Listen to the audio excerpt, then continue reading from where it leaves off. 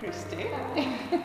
I'm here at the Washington Ballet with Kristy Windom, who is the head of faculty. Head of faculty. Among other things. Head of faculty of the Washington Ballet. And she has been doing a lot of auditions in the recent weeks, months, for the upcoming summer intensive for this summer.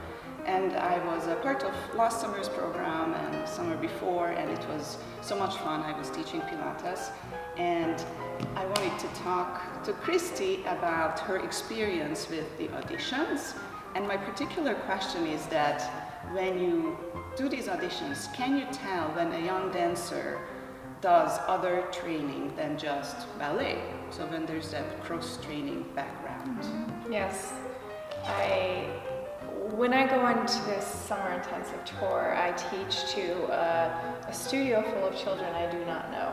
So I kind of give them pretty middle of the road exercises, and they're ages 13 to 21, so it's a very wide range. So again, I don't know them well, so I get to know them through their movement quality, and a lot of times I can sense just right off at the very beginning that they're very much more in tune with their body than some. And I also think that, it's up to the studio and the teachers and their coaches to sort of infuse that kind of respect for cross-training if they do want to dance. So yes, I can sense that right at the beginning. Sometimes I can't sense what they're learning or what they're doing, but I can sense, especially if it's an alignment, something that has to do with alignment, I usually equate that to maybe it's Pilates related, gyrotonics related, or some other type of somatic that's a little bit more about stacking up. The younger ones, they may have it, but they just don't know how to present it in class, in a ballet class. It's very compartmentalized.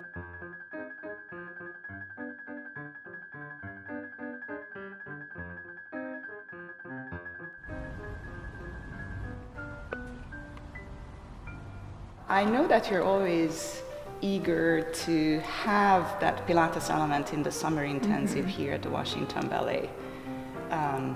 Why? Well, I am eager to have it. I think it's a very important part of the cross-training section of ballet, classical ballet training, but also for children who don't even have access to Pilates, for them to come to our intensive and first learn about Pilates with you. I think they get to take that knowledge back to their own studio, and it's empowering for them. So I think it's really important for them, whether they know it or not, to realize how important it is in the overall training and how it goes hand in hand with classical ballet. What kind of changes do you see in somebody's movement when they take up something like Pilates? Well, as a teacher, you have to bring the knowledge into the ballet class because, like I said before, it takes a development of the child and of the student to really take the training of Pilates and put it into their classical ballet training, because they're young enough, some of them are young enough where they don't get that marriage.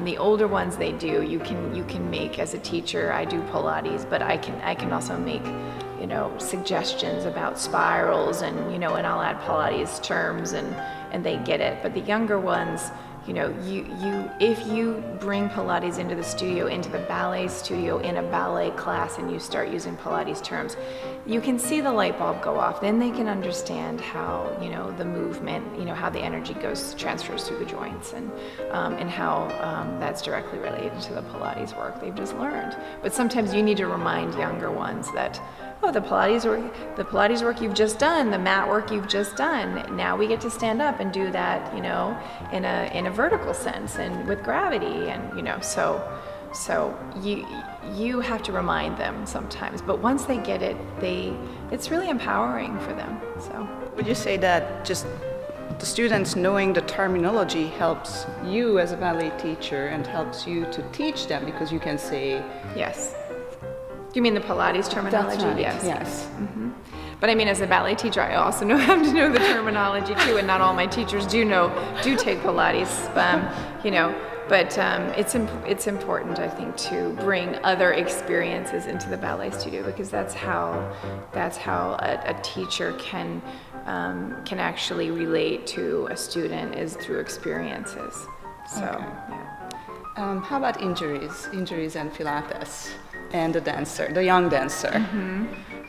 What to recover with Pilates? Recovering with Pilates, or preventing injuries also.